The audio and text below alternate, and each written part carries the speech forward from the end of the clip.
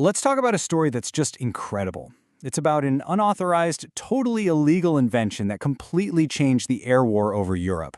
Really, it's a tale of desperation, ingenuity, and a high school dropout who decided to break the rules to save thousands of lives. 20%. Just let that number sink in for a second. That was the staggering loss rate for American B-17 bombers during a single disastrous raid in October of 1943. We're talking 60 bombers, 600 men gone in one day. At that rate, well, statistically, no crew could ever hope to survive their 25-mission tour. America's entire daylight bombing strategy was right on the verge of collapse. You know, the B-17 was nicknamed the Flying Fortress, a name that just screams invincibility. But high over enemy territory, a critical design flaw was turning that powerful myth into a very deadly reality. Yeah, all the promotional materials promised this invincible bomber, an airborne battleship that could defend itself against anything. But in the skies over Germany, the reality was brutally different. See, German fighters quickly learned to exploit the B-17's blind spot, attacking from the rear where the tail gunner's aiming system was so primitive it was almost useless. The result was a hit rate of less than 8%. And when you look at the numbers, it's brutal. During that infamous Schweinfurt raid, 60 B-17s were lost. And in exchange, the tail gunners, the bomber's main defense from that angle, they only shot down 3 enemy fighters. Those numbers were completely unsustainable. The whole strategy was at risk. So, while the generals and engineers back home were debating these complex solutions that were months, if not years away, the real answer came from the most improbable source imaginable, a 22-year-old gunner from Pittsburgh who was about to break some very serious rules.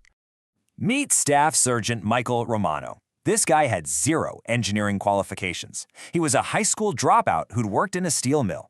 His gunnery scores? They were just average. And his most notable trait, at least according to the Army, was simply that he was small enough to squeeze into that cramped tail turret. After another mission, watching more of his friends' planes go down in flames, Romano had this critical insight. He realized the powerful .5 caliber machine guns, they weren't the issue. The real problem was the primitive ring and bead aiming system.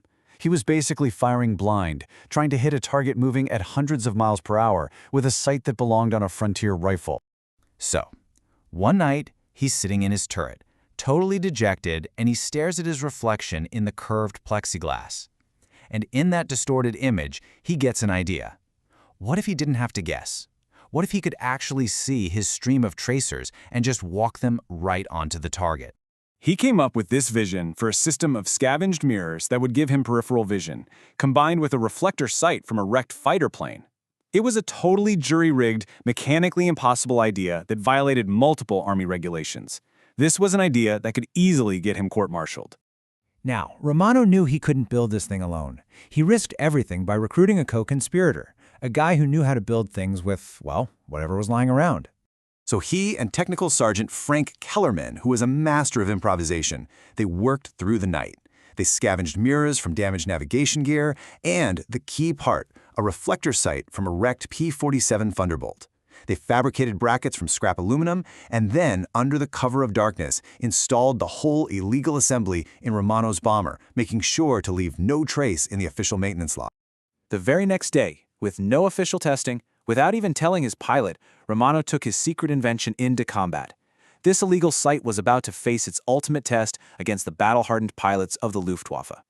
Sure enough, a German Bf-109 lines up for that classic rear attack, but this time, Romano didn't guess. He watched the target through his new sight. He saw his own tracers reflected in the mirrors, and he adjusted his aim in real time. One short burst, and the enemy fighter just exploded. It worked. It actually worked. But his success was met with absolute fury. After they landed, the squadron's armament officer discovered the unauthorized equipment. He was furious. He didn't care about the kill. All he saw was a breach of regulations that could have compromised the aircraft. He ordered the site removed immediately and threatened Romano with a court-martial. But when the whole dispute reached the base commander, Colonel Stanley Ray, pragmatism won out.